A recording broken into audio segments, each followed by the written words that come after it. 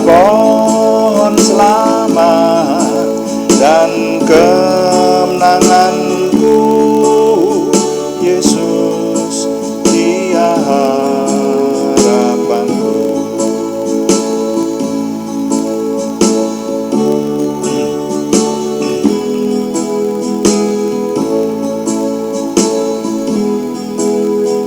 Pengharapanku hanya Yesus saja yang mati atas Golgota. Dia gembala jiwaku yang sungguh. Yesus harapan jiwaku. Yesus harapan jiwaku. Yesus pelepas dosaku.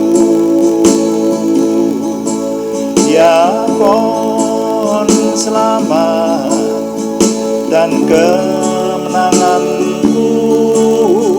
Yesus, Dia harapanku. Yesus, Dia harapanku.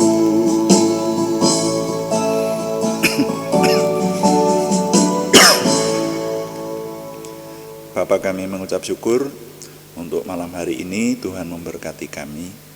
Kami mau menyerahkan doa malam hari ini terus dalam pimpinan Tuhan. Sehingga semua yang kami kerjakan, baik ketika kami menyembah Tuhan, ketika kami merenungkan firman Tuhan, maupun kami melayani Tuhan dengan doa, semuanya berkenan Tuhan pakai menjadikan nama Tuhan semakin dimuliakan dalam hidup kami. Dan ketika nama Tuhan dimuliakan, kami percaya janji-Mu, kami terima, kami semua diberkati. Terima kasih Bapa. Dalam nama Tuhan Yesus Kristus kami berdoa. Haleluya. Amin. Selamat malam, Shalom Bapak Ibu Saudara semua yang sudah bersama dengan kami dalam renungan malam hari ini.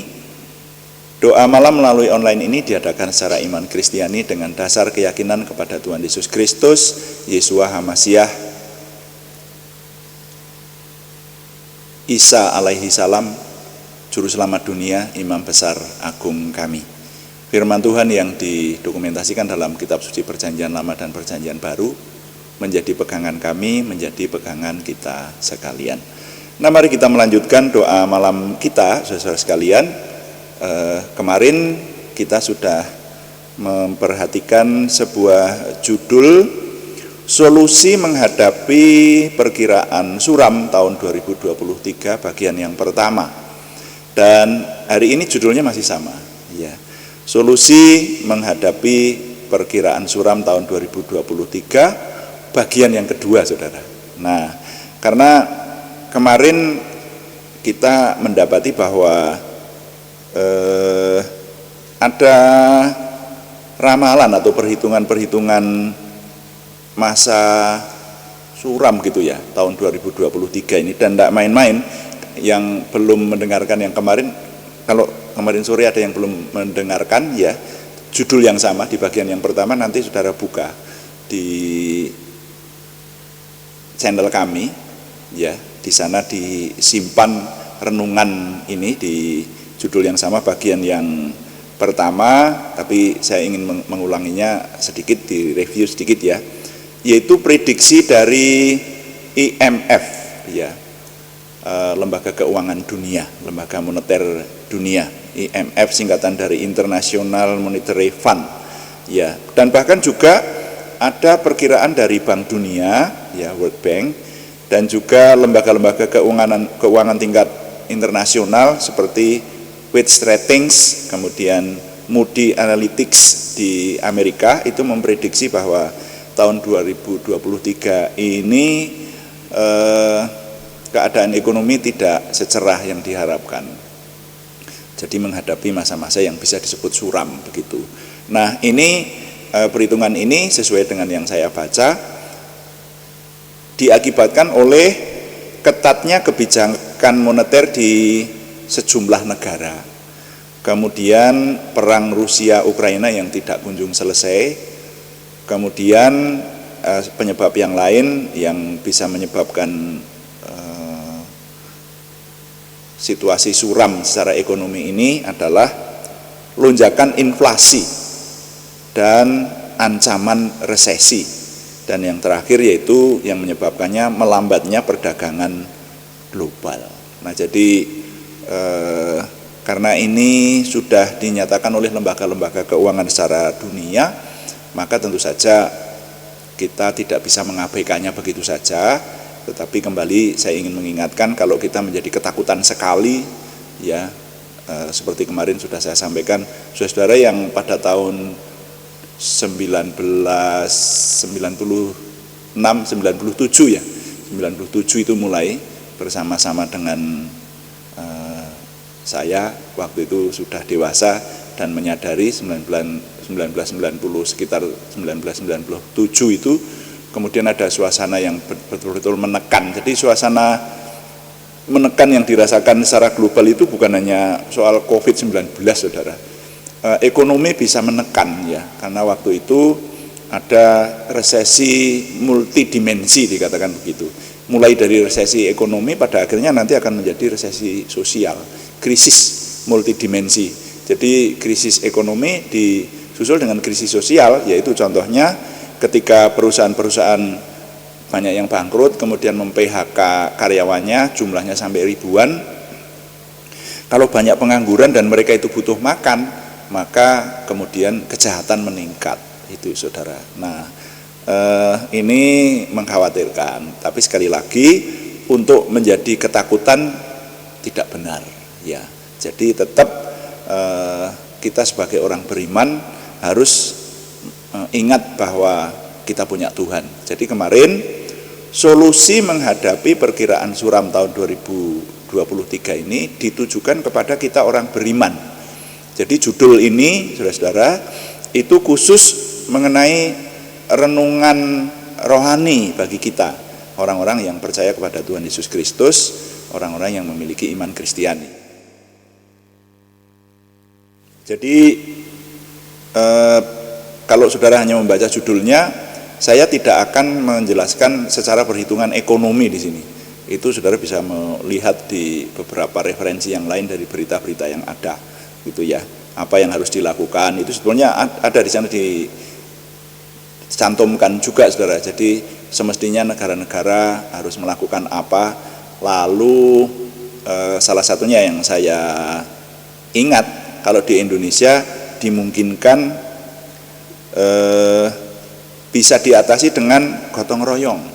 Jadi kalaupun ada tekanan terhadap masyarakat, tekanan ekonomi terhadap kita semuanya secara global, nah itu masyarakat Indonesia yang suka bergotong royong itu salah satunya dapat mengatasi hal tersebut.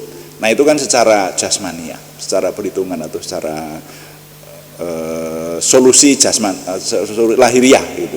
Solusi lahiriah. Tapi kita sebagai orang beriman, maka kemarin kita sudah mendapati janji Tuhan di Yesaya pasal 46 ayat 3 sampai 4, aku tetap menggendongmu, aku tetap dia, aku tetap ada, itu ya. Dan sebetulnya ini dimantapkan dengan di perjanjian baru juga ada, saudara. Matius pasal 28 ayat 20 itu Tuhan Yesus berkata, aku menyertai kamu sampai kesudahan zaman. Jadi orang-orang yang percaya kepada Tuhan, orang-orang yang beriman itu tetap punya pegangan bahwa Tuhan Yesus memelihara kita, menyertai kita sampai kesudahan zaman. Kesesakan bisa kita rasakan, perjuangan akan selalu ada, tentu saja orang hidup itu. Konsekuensi harus kita tangani seperti itu. Nah, tapi bedanya orang yang beriman itu memiliki pegangan. Orang yang beriman itu ada harapan ditolong Tuhan dan terbukti secara fakta banyak kesaksian bahwa orang beriman memang sungguh-sungguh ditolong Tuhan. Begitu saudara ya. Jangan lupa ini, makanya cari kesaksian, dengarkan kesaksian, baca buku-buku kesaksian. Kesaksian itu seringkali menolong kita menjadi jembatan atau anak tangga untuk iman kita mengejawantah atau berwujud menjadi kenyataan dalam hidup kita. Nah, saudara, kali ini di bagian kedua ini firman Tuhan yang mendasari adalah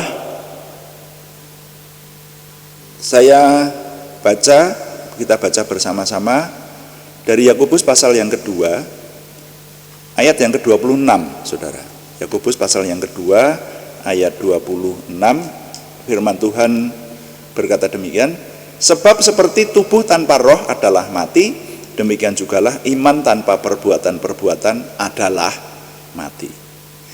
Nah, saudara, kalau kemarin sudah kita mendapatkan sebuah bisa disebut kesimpulan sementara lah ya, solusi bahwa menghadapi masa suram itu kita punya Tuhan dan kita bisa minta pertolongan Tuhan.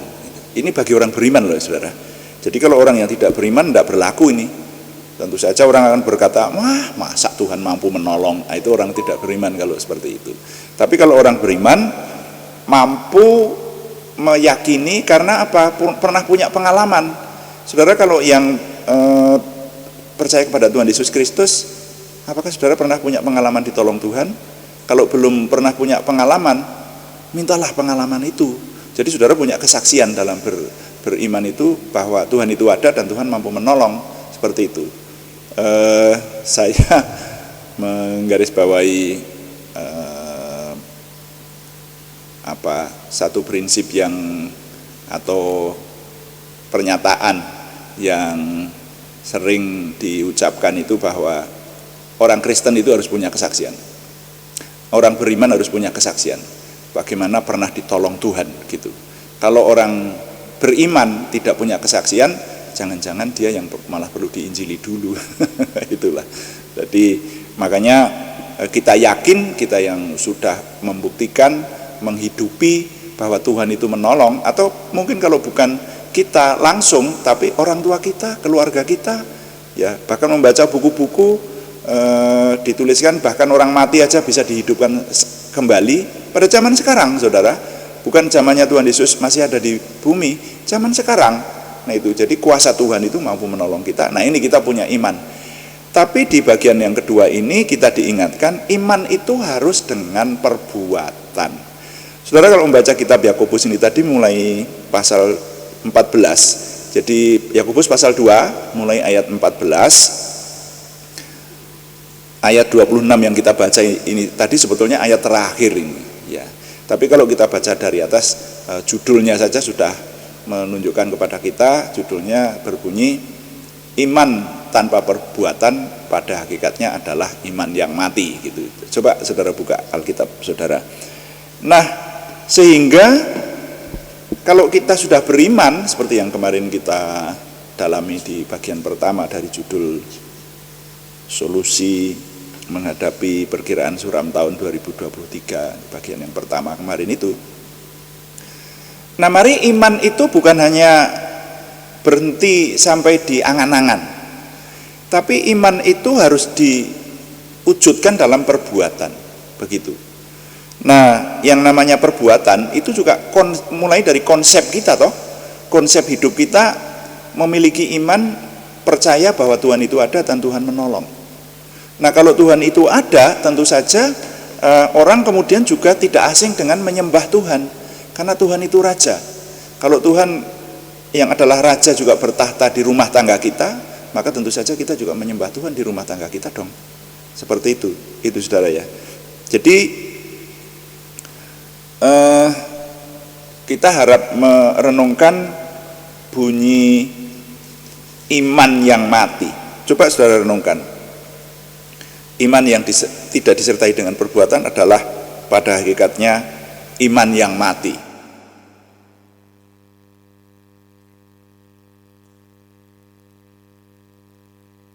Nah, yang namanya iman yang mati itu artinya kan jenazah iman.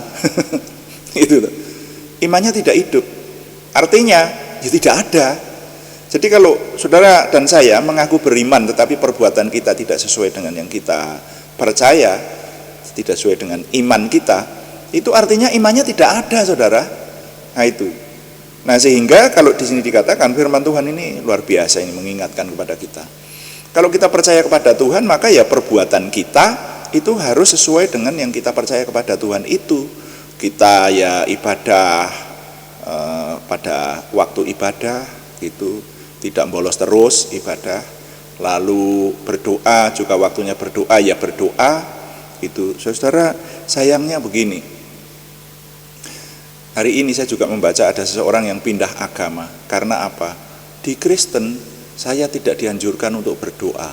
Loh. Nah, ini orang yang tidak pernah membaca Alkitab ini, ya. Karena tidak ada aturan secara khusus. Tetapi kalau di keyakinan lain itu diharuskan berdoa sehari selama sekian kali. Itu karena diwujudkan dalam sebuah peraturan. Tapi firman Tuhan itu bahkan berkata, berdoalah setiap waktu, pray without ceasing, berdoalah dengan tiada henti, seperti itu. Nah, sehingga memang orang bisa mengenal Tuhan itu hanya orang yang sungguh-sungguh mencari Tuhan. Kalau orang yang imannya setengah-setengah semacam itu, jadi lah di Kristen tidak dianjurkan untuk berdoa, kok gitu sih? Ya artinya dia belum pernah menjadi Kristen sebetulnya, atau sekedar Kristen tapi belum pernah menjadi murid Tuhan Yesus. Kalau murid Tuhan Yesus yang sesungguhnya itu berguru kepada Yesus dan berlaku seperti gurunya, ya seperti yang diberikan pelajaran oleh gurunya itu yang dilakukan, harusnya seperti itu saudara-saudara sekalian.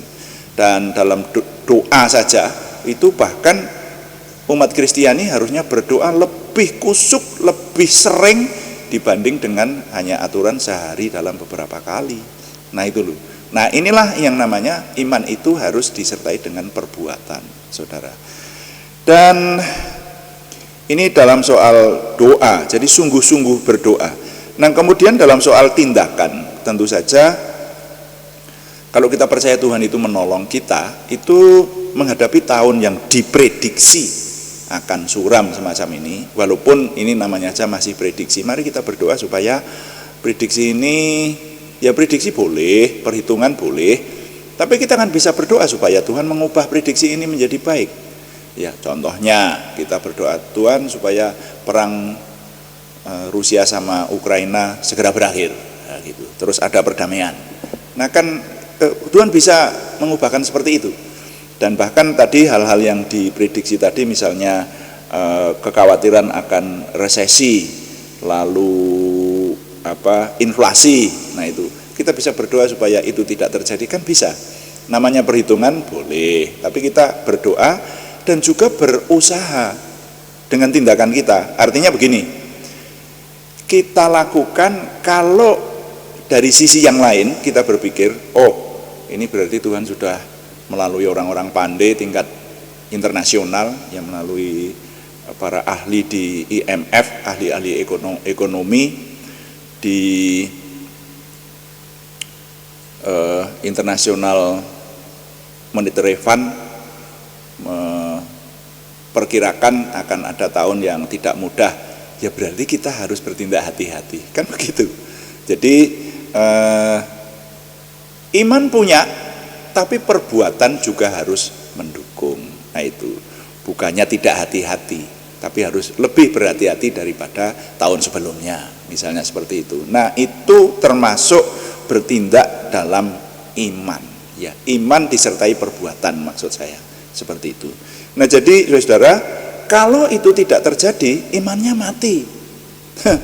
Ya, jadi percaya kita ini harus diwujudkan, tetapi juga harus bertindak lebih hati-hati lagi di bidang yang harus kita waspadai, seperti itu.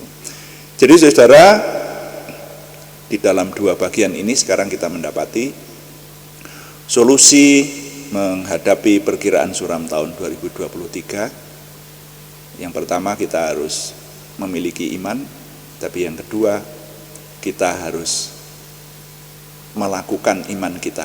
Iman harus disertai dengan perbuatan, sehingga kita mampu mengatasi segala sesuatunya dengan pertolongan Tuhan tentunya. Jadi nilai yang dapat saya ketengahkan, kalau yang sudah saya susun dalam kalimat perenungan kita ini pada judul solusi menghadapi perkiraan suram tahun 2023 bagian kedua, adalah percaya kepada Tuhan itu pasti terwujud dengan perbuatan. Iman tanpa perbuatan adalah iman yang mati. Ya. Sekali lagi, percaya kepada Tuhan itu pasti terwujud dengan perbuatan. Saya ingin menggunakan harus terwujud begitu, tapi kalau percaya yang sungguh-sungguh ya memang pasti terwujud dalam perbuatan begitu. Ya, tapi kalau mau diganti dengan kata harus ya boleh. Percaya kepada Tuhan itu harus terwujud gitu. Tapi saya lebih suka menggunakan kata pasti. Percaya kepada Tuhan itu pasti terwujud dengan perbuatan. Kalau tidak begitu namanya tidak beriman gitu ya. Jadi sekali lagi, percaya kepada Tuhan itu pasti terwujud dengan perbuatan. Iman tanpa perbuatan adalah iman yang mati. Tuhan dipuji, amin. Mari kita menaikkan doa syafaat kita berdoa untuk syafaat secara umum dan juga kembali nama-nama yang masih dikirim dalam minggu ini, terutama mereka yang membutuhkan kesembuhan dari Tuhan. Saya mengingatkan bahwa jikalau Anda masih menginginkan nama Anda kami sebutkan, silahkan diperbaharui ya, bahwa minggu depan ini hari terakhir ini, untuk minggu ini hari Sabtu malam saudara. Jadi minggu yang di depan ini nama Anda masih ingin didoakan seperti itu. Kalau tidak, jangan salah kalau tidak kami sebutkan, karena memang setiap minggu harus diupdate seperti itu. Mari kita naikkan doa syafaat kita, melayani Tuhan dengan doa. Kita berdoa. Bapa di surga, kami mengucap syukur untuk firman-Mu, dua bagian firman Tuhan yang kami renungkan dalam dua kali doa malam ini. Kami merenungkan untuk menghadapi tahun 2023 ini Tuhan, yang bahkan kami jumpai ada perhitungan-perhitungan bahwa ke depan akan menghadapi situasi yang tidak mudah. Tapi biarlah sesuai dengan firman-Mu, maka kami tetap Tuhan berikan memiliki iman yang teguh. Kami boleh terus memuliakan Tuhan dalam hidup kami, dan kami bukan hanya memiliki iman saja, tetapi oleh anugerah Tuhan kami juga menyertai iman dengan perbuatan, sehingga iman kami berbuah, menjadikan nama Tuhan dimuliakan dan kami semua diberkati. Terima kasih untuk perenungan firman Tuhan ini. Anak-Mu ini berhenti berbicara karena berbagai keterbatasan yang ada, baik keterbatasan kemampuan, keterbatasan waktu. Tapi kami mohon Roh Kudus yang tidak terbatas itu terus berbicara, sehingga menolong kami dan firman-Mu semakin berbuah dalam kami. Terima kasih Bapak. Sekarang kami berdoa syafaat secara umum. Tuhan memberkati khususnya bangsa dan negara kami. Doa kami, Tuhan menjauhkan dari inflasi yang semakin tinggi. Tuhan memberkati sehingga orang-orang yang kami percaya duduk di pemerintahan, sudah kami pilih melalui presiden dan para pembantunya itu, mereka ini mampu mengendalikan inflasi lebih baik, dan juga jauhkan negara kami dari resesi, jauhkan negara kami dari kesulitan ekonomi, tapi Tuhan menyertai sehingga kami hidup dalam kesejahteraan yang dari Tuhan. Orang-orang yang berseru kepada Tuhan, kami umat-Mu, dengarkan doa kami ya Tuhan, sehingga kami ada dalam kesejahteraan-Mu, karena kami percaya kepada Tuhan. Terima kasih, kami mengucap syukur dan kami berdoa bahkan bukan hanya untuk negara secara keseluruhan, tapi juga kota-kota di mana kami tinggal. Kami mohon Tuhan memberikan kesejahteraan untuk kami. Kami berdoa untuk saudara kami yang nama-namanya dalam minggu ini masih harus kami doakan. Kami berseru dalam nama Tuhan Yesus Kristus, Yeshua HaMasyiah, Tuhan Juru Selamat kami, penebus kami dan sumber pertolongan kami. Kami mohon Tuhan memberikan kesempurnaan kesembuhan kepada saudara kami Arni Setiawati, saudara kami Budi Soswanti, saudara kami Yohanes Sutarman, semuanya di Purwodadi, saudara kami Anak Alegio Vanuibo di Salatiga, saudara kami Hendri Dwi Laksono dari Salatiga yang dirawat di Surakarta, juga saudara kami Siti Rondiah dan saudara kami Cahyani Bagiowati di Semarang. Kami mohon Tuhan menjamahkan tangan Tuhan, memberikan kesembuhan sempurna, bahkan juga untuk nama-nama yang belum kami sebutkan tapi yang bersama dengan kami merindukan kesembuhan dari Tuhan. Tuhan memberi sesuai dengan ketekunan doa kami dan janji Tuhan yang Tuhan anugerahkan. Kami juga berdoa untuk pergumulan selain kesembuhan, yaitu pergumulan dari saudara kami Yohana Asri Sabtorini di Kediri. Tuhan yang menjawab doa, memberikan terobosan baru sehingga pertolongan Tuhan nyata. Terima kasih. kami mengucap syukur untuk semua yang dapat kami kerjakan tiap hari, baik pekerjaan kami, keseharian kami, maupun hal-hal yang boleh kami kerjakan. Kami mohon Tuhan yang memberkati sehingga dapat kami sempurnakan menuju kepada kesempurnaan Tuhan sendiri. Terima kasih Bapa, kami mengucap syukur setiap hari kami boleh semakin memiliki pengenalan akan Tuhan, percaya diri bersama Tuhan, antusiasme, optimisme, semangat dan bergairah menyambut masa depan kami untuk menang bersama dengan Tuhan. Kami mohon Tuhan yang menyempurnakan doa kami oleh pertolongan dan pimpinan Roh Kudus, karena semuanya kami persembahkan dengan mantap percaya dalam nama Tuhan Yesus Kristus Juru Selamat kami. Haleluya. Amin. Demikian doa malam hari ini, saudara sekalian. Kami tetap memberitahukan bahwa doa malam dilaksanakan setiap hari Senin sampai Sabtu pada jam 6 atau jam 18 waktu Indonesia Barat. Dan masih ada doa pagi pada hari-hari yang sama, yaitu setiap jam 5 pagi. Yang doa pagi temanya berbeda, yaitu meneliti kitab suci mulai dari Kejadian sampai Wahyu. Saudara yang setia mengikuti akan bersama kami selesai merenungkan kitab suci semampu kita sampai khatam, saudara, sampai menyelesaikan seluruhnya. Nah, saudara yang ingin mengikuti live streaming pada jam-jam tersebut, tapi kalau saudara terlambat, saudara bisa membuka sesudah tayang tentu saja. Terima kasih kepada semua yang sudah mendukung. Kami tetap mengharapkan dukungan Anda, setidaknya dukungan doa. Terima kasih yang belum memberikan subscribe, berkenan memberikan subscribe, juga like, komen, dan share, bagikan pada teman-teman lain di seputaran Anda sehingga lebih banyak lagi yang diberkati bersama dengan kita. Selamat malam, Tuhan memberkati. Amin.